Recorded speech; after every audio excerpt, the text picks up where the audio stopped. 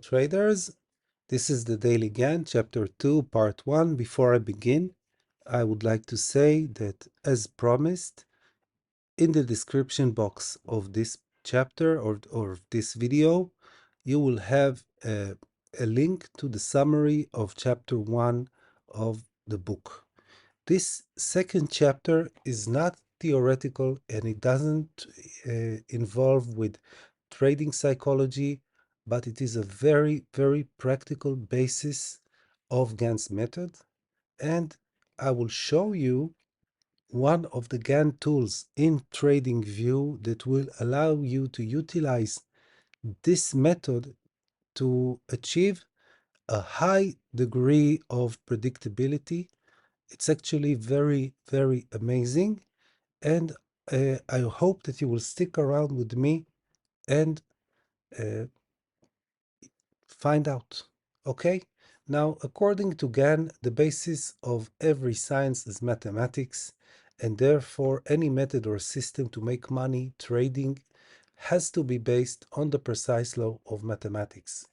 And Gann developed a predictive method that is based on the lowest low price, meaning that you take the lowest low and you divide it by 8, and then you get 12.5%, 25%, 37.5, and so on and so forth.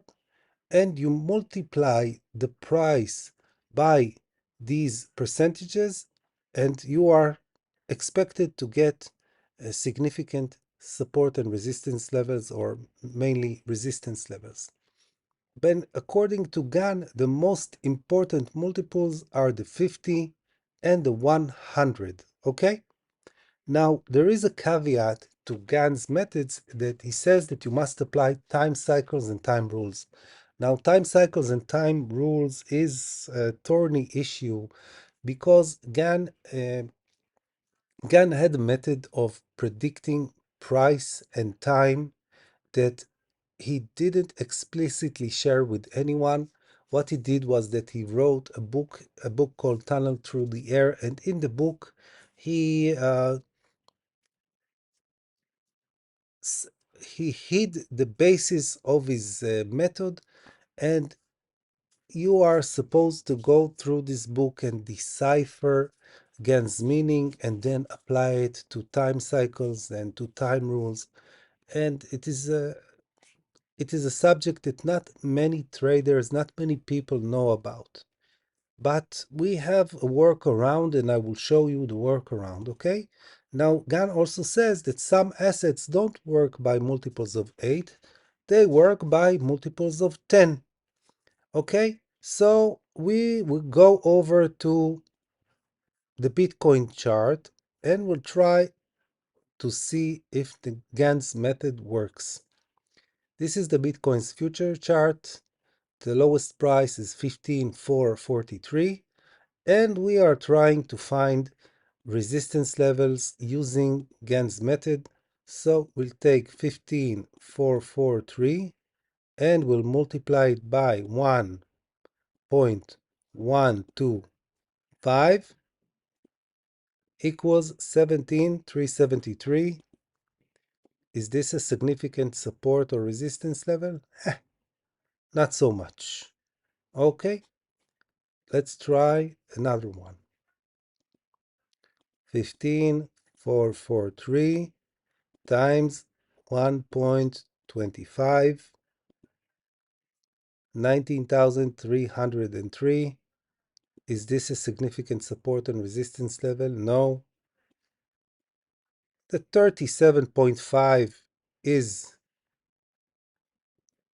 resistance and support, but the 50 is not very valuable. 75 also, it doesn't give us much. And the 100%, you can say that the 100% is a significant level, but still, by applying the method as it is written in the book, you don't get too much value. But let's try with 10 multiples, okay? Multiples of 10. This is the Bitcoin spot chart, and the lowest price is 15,476. So let's try and apply it with 10 multiples. 15,476 times 1.1, 1723. Is 1723 an important resistance? No. Let's go over to the 20. You get the picture, but I'm doing it one more time. 15,476 times 1.2. Is this important? 18,570? No. So what should we say? Does Gann method work, or maybe it doesn't work? Let's see. Okay.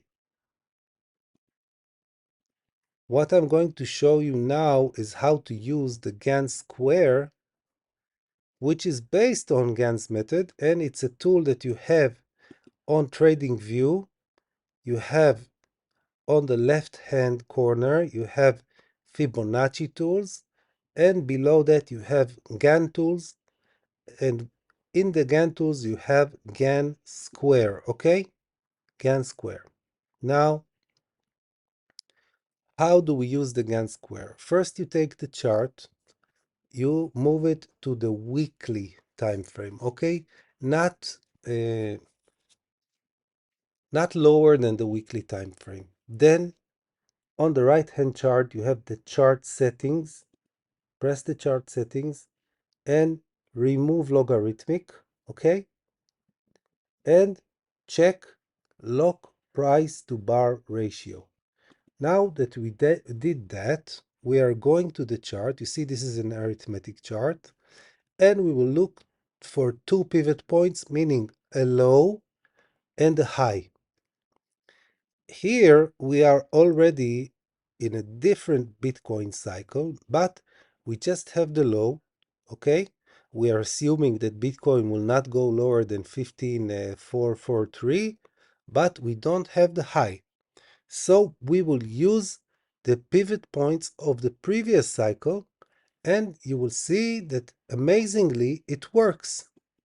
So we'll take the Gann square from the low to the high. It doesn't work very nicely, but we open the settings, coordinates, okay? Just 1 second. What was the low?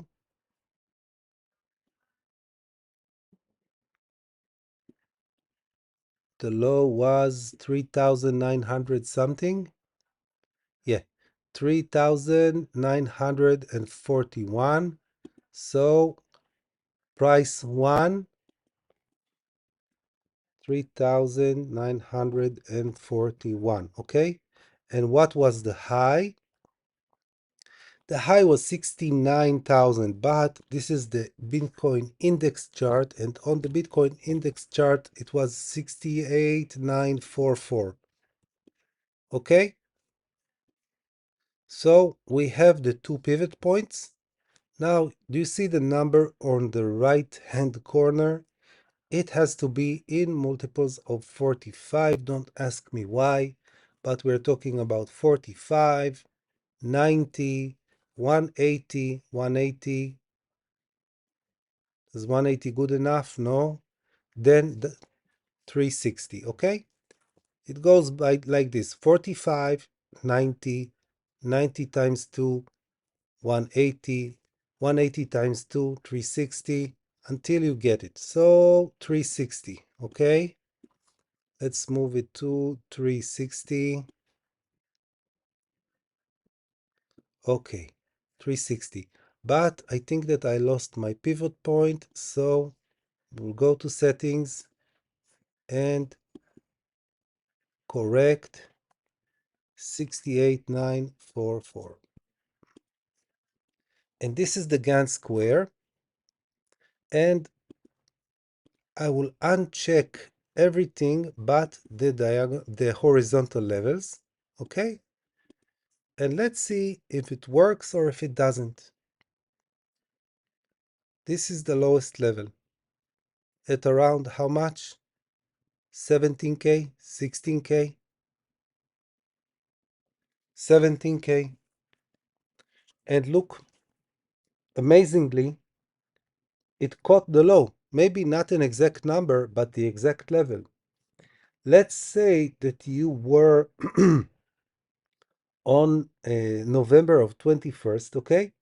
And you wanted to know which level is going to hold or in which level will Bitcoin bottom. You had the answer in your head, in your hand, since when? Since November of 2021.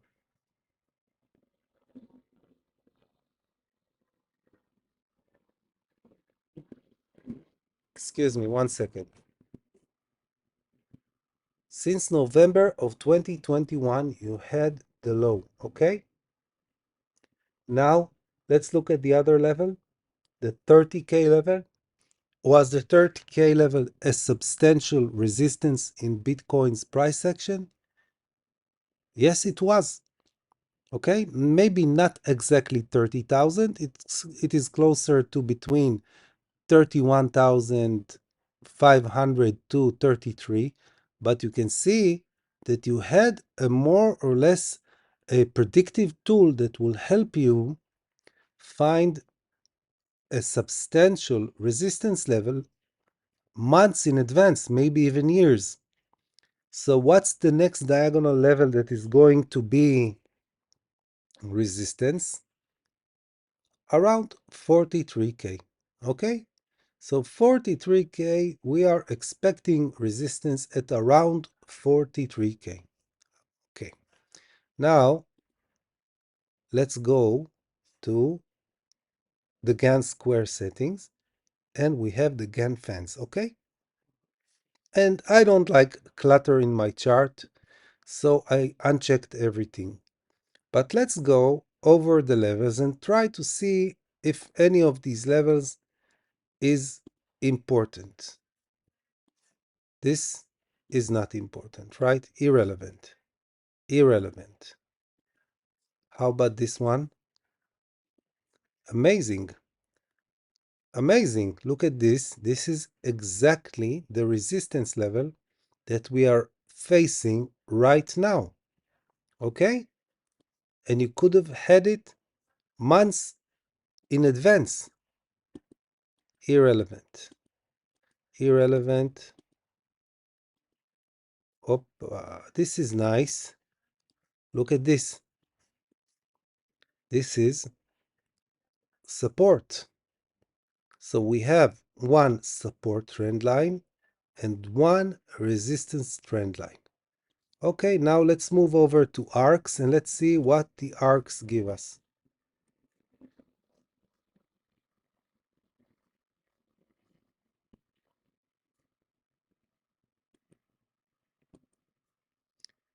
Excuse the noise, I left the office window open.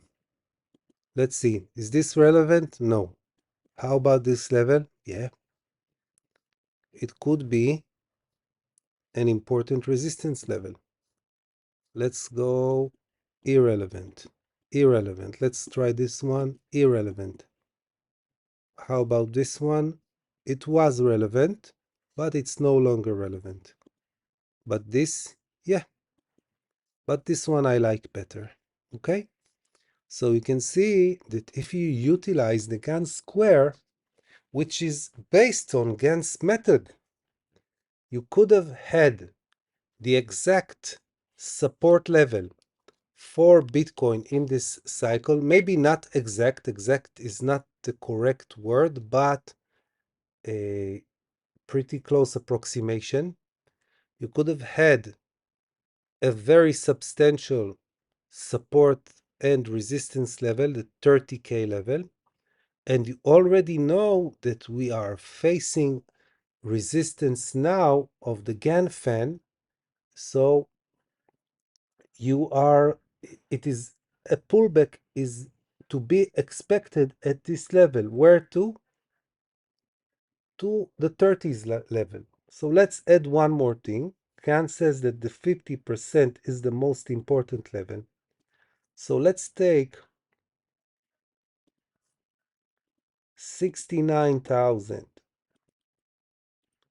and divide it by 2. We get 34,500. Does it ring a bell to anyone? 34,500. Let's see. Now you tell me. This is the Bitcoin futures chart. Is the 34,500 an important level? Yes or no? Very much so. Okay?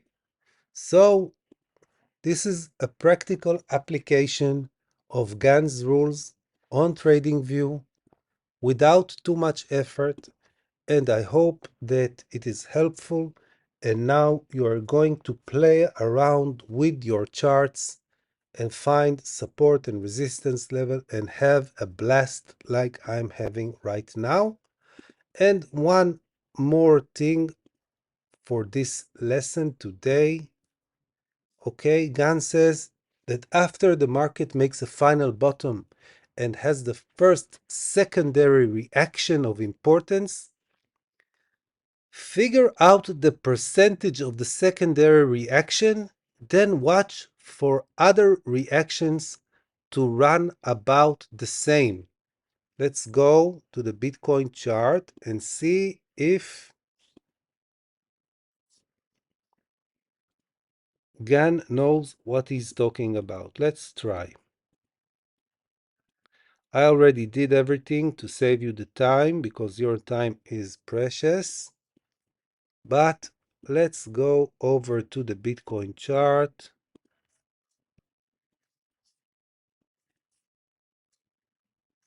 And this is the first bottom, 15,443.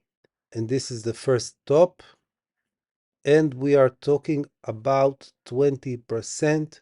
So we are looking for 20% reactions. Let's see if we get 20% reactions.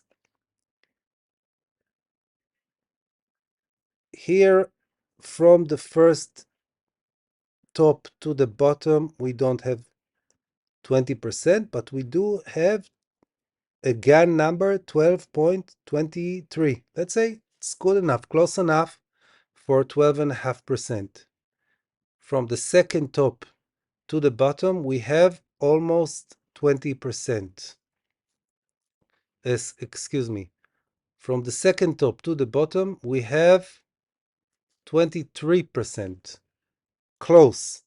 From the bottom to the top, we have close to 20%. Okay? Here we have 50%. Not good. Here, from the top to the bottom, 20%.